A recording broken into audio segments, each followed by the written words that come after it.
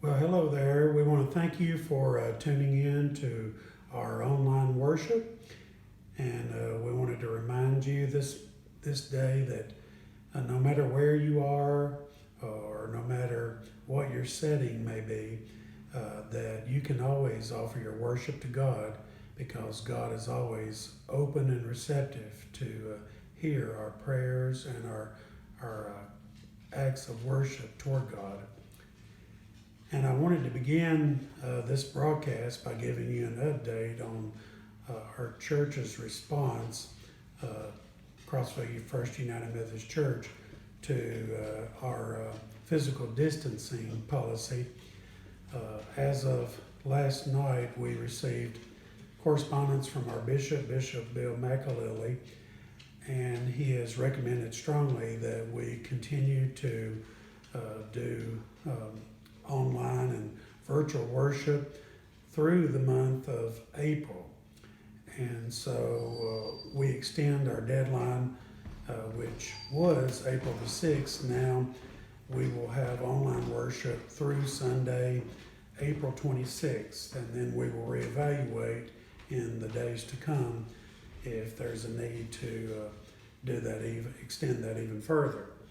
I wanted to let you know that we do this as a recommendation from the CDC, the Center for Disease Control, and also WHO, the World Health Organization. And also Bishop McAlilly is getting his direction a lot from the physicians at Vanderbilt University Medical Center. And so it is a logical and informed decision, and we respect him, and we respect his leadership, and we want to do our part in helping to flatten the curve and to keep as many people safe as we possibly can. And with that said, we continue to pray and hope that you are taking precautions to keep yourself, your family, your friends, and all those around you safe by following the guidelines. I wanted to give you a reminder that until we are able to gather physically again, that we will broadcast at 10 a.m. every Sunday morning on Facebook Live. And if you're unable to tune in at that time, please know that those will be recorded and will be available at a later date through YouTube and other avenues of our church website and things of that sort. And we also have a new thing. If you received the church email this week from Jill, we wanted to let you know that we now have a church radio station, so to speak, that is utilized and through the phone lines, and there's a number that you can call and listen to the sermon over your phone if you do not have a computer or that type of technology.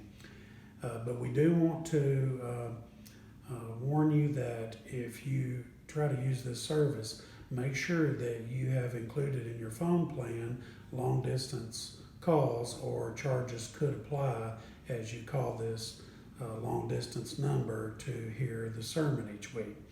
And I wanted to give you this, but even if in case you can't get it through this recording, please refer to your church email, and it will have this number listed on your email and more instructions regarding this.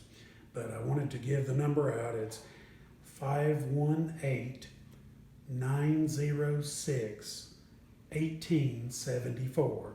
Again, 518-906-1874. And we wanted to remind you again that if you do not have long distance program capabilities on your phone, that it will charge you long distance rates. So make sure that you have free long distance calling on your plan. So we wanted to remind you about that. We have other opportunities for you to consider. I have been posting scriptures for the day that we all can read together. That not only gives us opportunity to dig into the Word, but it also gives us an opportunity to read the same scriptures together as a church family. And I try to post those on Facebook the day before. So if you are a person who gets up early in the morning to do your devotions, that you can have those the night before, where that you can just get up anytime the next morning and read those as a part of your devotional life. And we invite you to keep everyone in your prayers as you do that as well. I also wanted to invite you, wherever you are, whether it's on lunch break at work or in your home or wherever, to join me every day at noon to pray for those affected by the coronavirus, the COVID-19 disease, and also to pray for its eradication. So please join me every day at noon as we pray together for that cause.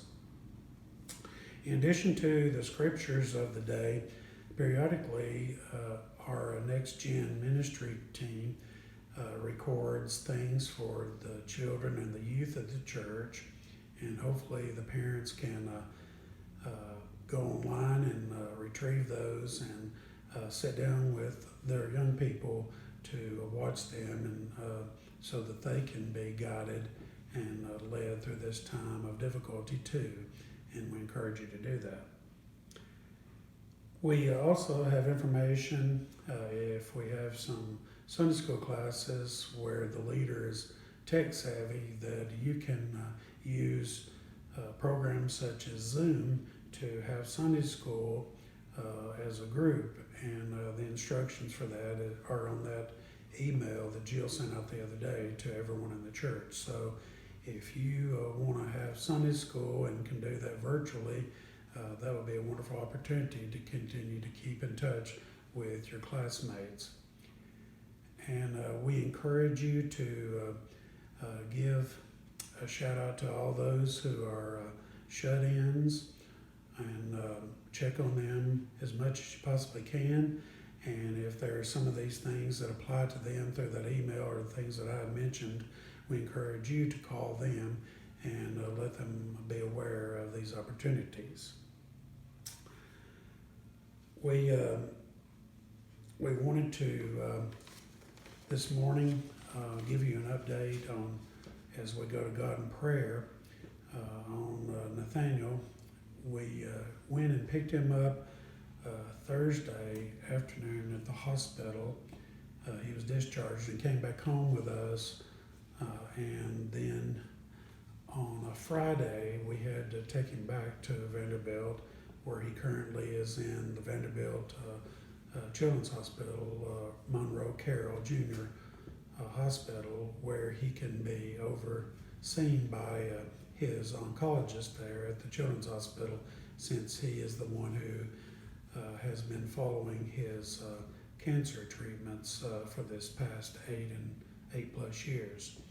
And so we want you to know that since he is immunocompromised, that there are opportunities for things that are childhood diseases that he has already been inoculated for, that can creep back up, and he can track those things, and where a normal person who is 100% healthy would be protected from those. And so we just pray that you will continue to keep him in your thoughts and in your devotional time.